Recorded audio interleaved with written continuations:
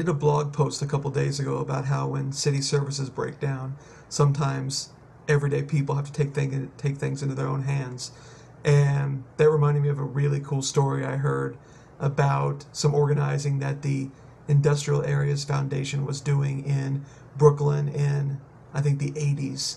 The Industrial Areas Foundation is the organization that was started by Saul Alinsky, probably the most famous community organizer. And their approach, instead of dealing with individuals and pulling individuals around on particular issues, they would go in and organize institutions. So like church congregations and civic clubs who already have people involved, they would get those groups involved on the issues they were working on. And the reason why they do that is because they think that's going to keep maintain a power base, maintain an organization longer to keep fighting for people's issues. But anyway, this particular story revolves around some organizing they were doing in East Brooklyn at the time. And this organizer was going around door to door and meeting with people and, starting to build a strong coalition of people in the neighborhood. And one of the complaints that kept coming up was how horrible their neighborhood grocery stores were. These were not your little bodega stores. These were your medium-sized grocery stores that one typical feature of these grocery stores would be a manager who would sit up sort of in this pillbox sort of cage and would usually be fairly abusive to some of the neighborhood people who shop there, yelling at them and so on. And so these grocery stores, they would have horrible qualities. They would fix the scales so they rip people off. They would not refrigerate properly. They'd be selling rotten milk and rotten meat and tainted milk and on and on and on. Just horrible grocery stores. And these complaints kept coming up in the neighborhood. So this organization, they formed and called themselves the East Brooklyn Congregations.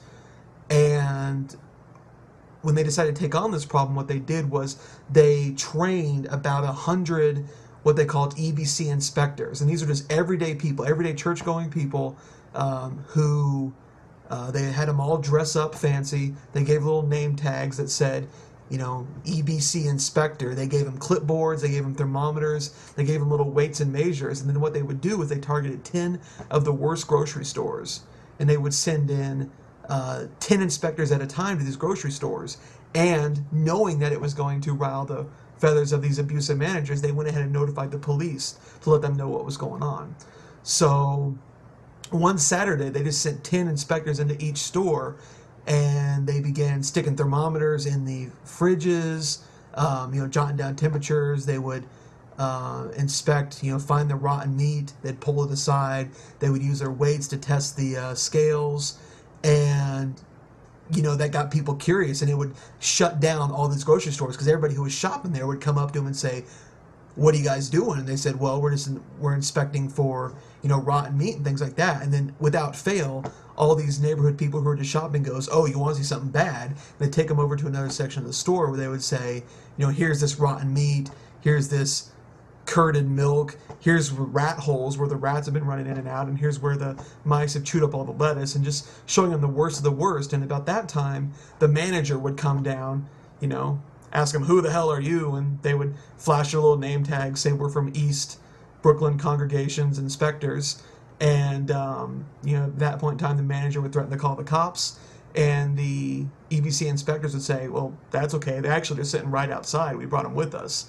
And 7 of the 10 stores in that one day caved in and agreed to this huge list of demands and brought all their stores up to, decency. And after that first weekend, there was only 3 stores which held out. And so EBC threw all 100 of their inspectors at those 3 stores. So you can imagine, constantly all day in and out. This is 30, 40 inspectors at a time.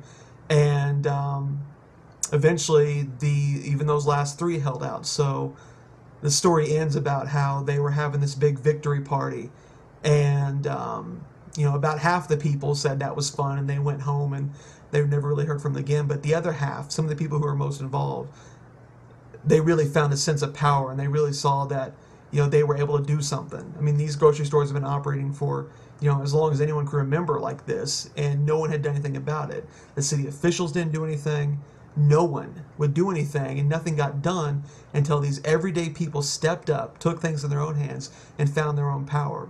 And at that celebration party, about 50 of those inspectors pulled together, about half the people there, and sat down and started brainstorming about what could they do next.